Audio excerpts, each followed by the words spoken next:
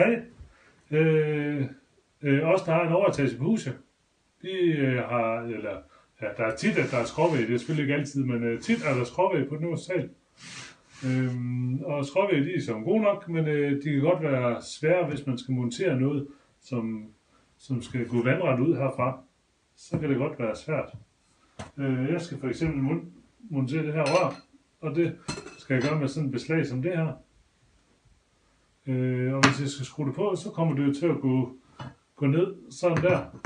Og det er ikke en sag. Det skal til at gå vandret ud. Hvad gør man så? Så skaffer man sådan en her.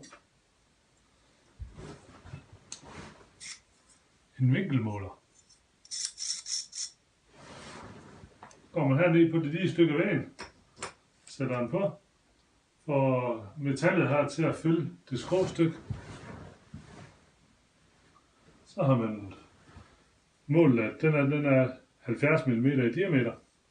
Fundet et kopbord, der kan skære det. Så man har en rund klods, der passer til den der. Så monterer man den her på. Sådan her.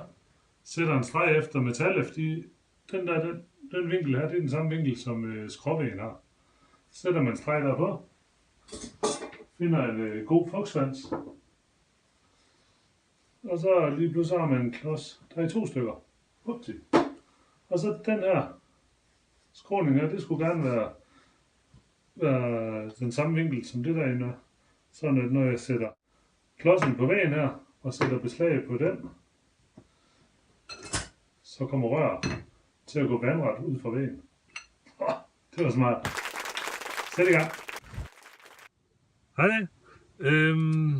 Jeg sidder lige i min firmabil nu, og så kom jeg i tanker og sad og så min video med at montere på en trådvæg, hvor jeg viser, at man skal bruge en vinkelmåler for at få den rigtige vinkel, så man kan komme vandret ud fra væggen.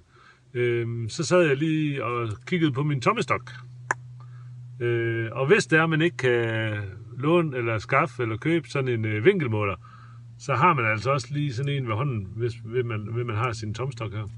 Især som plastik en, den kan godt lige stå sådan, det er lidt svært med trætomstokken, men fordi så er det bare at tage det her, og så sætte op af det lige stykke væg, man har, og så få den der til at fylde skråvæggen. Så har man igen vinkelen på den skrå væg. Sæt i gang!